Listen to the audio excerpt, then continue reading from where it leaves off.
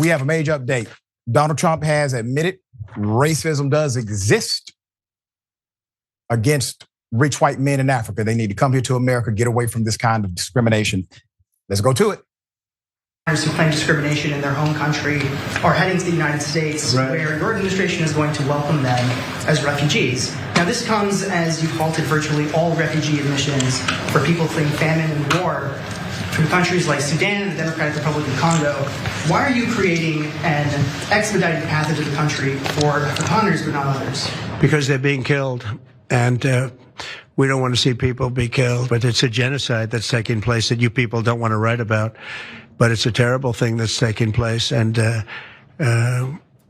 farmers are being killed.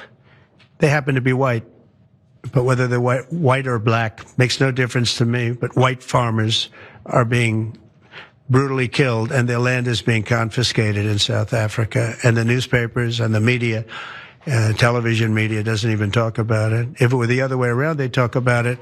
That would be the only story they'd talk about. Now, either Trump is gaslighting or obviously he's senile. But we do have facts. But somebody needs to pose a question or two about his mental health. Put it up full mass. So according to the Trump administration, racism does not exist except in the context of land-owning, business-owning white individuals who participate in apartheid historically are discriminated against somehow because of equality now. According to Atlanta Black Star, while migrants from crisis-ridden countries like Venezuela, the Congo, Afghanistan are being denied refugee or they're being deported to brutal detention centers, Donald Trump and his administration, they have decided to welcome white South African refugees with full resettlement benefits, despite no ongoing war, no humanitarian crisis, nothing in their country that would usually, spark this kind of reaction from the administration. This week, the Trump administration announced it has granted asylum to 54 white South African refugees, with many more expected to follow presently. There is no war in South Africa. There is no humanitarian crisis in South Africa. But in an executive order signed in February by the president directing the government to grant refugee status to Africans, descendants of Dutch and French colonizers, who he claims are being discriminated against, the South African government said the United States allegations that the white minority in question are being persecuted, are, quote, completely false. The result of misinformation and an inaccurate view of his country.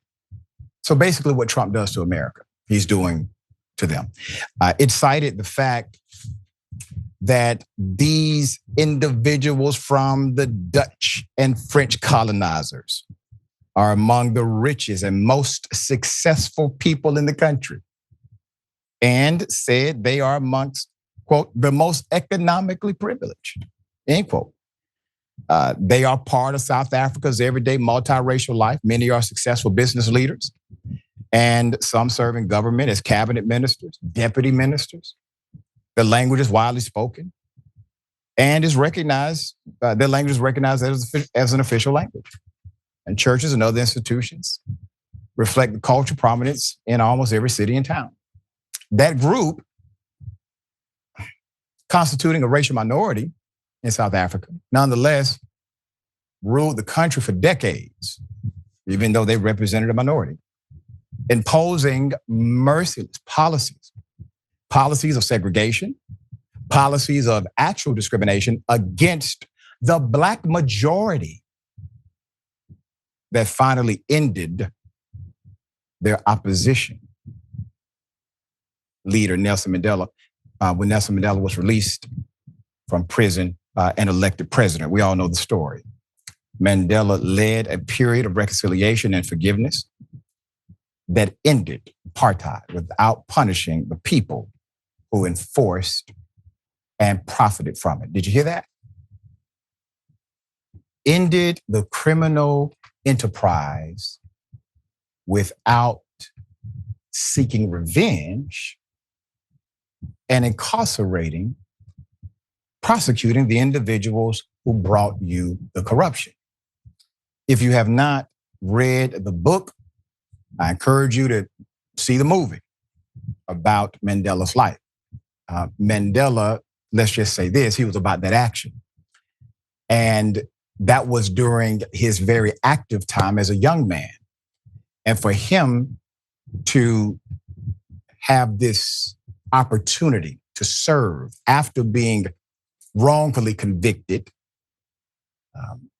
he comes out with reconciliation, hope, and grace, and actually works with some of the individuals who put him in that jail for those decades. Now that group is claiming Black people are discriminating against them for simply having their rights back. So some groups representing the rights of the white farmers in particular have alleged with little evidence that they are being deliberately killed because of their race. The State Department told the BBC that they were interviewing individuals interested in resettling in the US and prioritizing, the colonizers, the descendants of the colonizers who are victims of what they call unjust racial discrimination. The Trump administration has also accused South Africa of seizing land from white farmers without compensation, a conspiracy theory forwarded by far-right figures like Tucker Carlson. First of all, it wasn't their land in the first damn place. They stole it. So the individuals just reclaimed their original property. Number two, you have a thing in this country called eminent domain, where the government is able to take your property, regardless of your objection, and they will give you what they feel you deserve, and you have to take it according to the courts. So that's us. All right. So according to the most recent data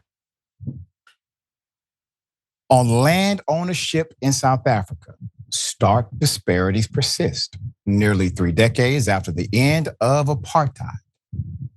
Despite making up 7% of the population only, the descendants of the colonizers own approximately 73% of all privately held land. In contrast, Black South Africans, who represent more than 80% of the population, own only 4% of the land. These figures underscore the enduring legacy of land dispossession and the slow pace of land reform in the country. NPR listed 12 states that have agreed to take in the descendants of the colonizers, including California, West Virginia, and New York. The Department of Health and Human Services will assist the refugees with housing, basic home furnishings, essential household items, groceries, appropriate clothing, diapers, formula, hygiene products, and prepaid phones, according to a memo observed by the New York Times. Well, damn. So Trump is paying our Hispanic brothers and sisters $1,000 to get on a plane and just leave, or he'll kidnap them. But then he's bringing white refugees who are seemingly rich, own a lot of land, to America, and he's going to pay for their room and board, groceries, and diapers. Remember, he says many more are coming. Does anybody in MAGA care how much this is costing the American taxpayer? Are you all still racist against immigrants? Because they are immigrants, by the way. They're coming from Africa. You like those immigrants. All right, it's no surprise that Trump has bought into this charge of anti-white racism in South Africa. He has said that he believes it's a problem in America too, telling Time magazine back in 2024, quote, "But if you look right now. There's absolutely a bias against white people, and that's a problem. He did not cite any specifics, but has directed U.S. Attorney General Pam Bondi to focus on alleged anti-white, anti-Christian discrimination, while all but ignoring any cases of actual racism against Black and brown people. Black Trump supporters, where you at? Because when you were defending him and coming on this program, debating the merits of this ridiculous clown, you all never said you wanted this. And here's the problem I have with you. And yes, I'm specifically talking about Black Trump supporters, specifically. Why are you so quiet? Why? You're quiet as a church mouse. Won't say a word. All right, Jackson, thoughts? Yeah, I mean, well, first and foremost, I wonder if Elon Musk has anything to do with this influence here. I can't quite put my finger on that. But the idea that, these mass atrocities are happening in South Africa, nobody's talking about it except Donald Trump. He's the one who's got the real scoop. Right. No, that's not happening. What's happening in Gaza, what's happening, even though there's a lot of different perspectives, some people don't care about what's happening to the Palestinians, some people do. Everyone knows about it. It's not a secret, there's no ambiguity in terms of what's happening in that part of the world. So we know why they're okay with South Africans coming, because they're white and because of Elon Musk's influence. And then that's also why the Elon Musk crowd was cool with the H-1Bs, because it's like, well, we don't want immigrants in here, but if we can exploit them and manipulate them and take advantage of their work, then we do want them in here. But hardcore MAGA, that 20%, they don't want any immigrants in here. But the white South Africans, that's cool. So there's just, no question that this is all about racism. And Donald Trump can't help himself. Yeah, it's significant and insane.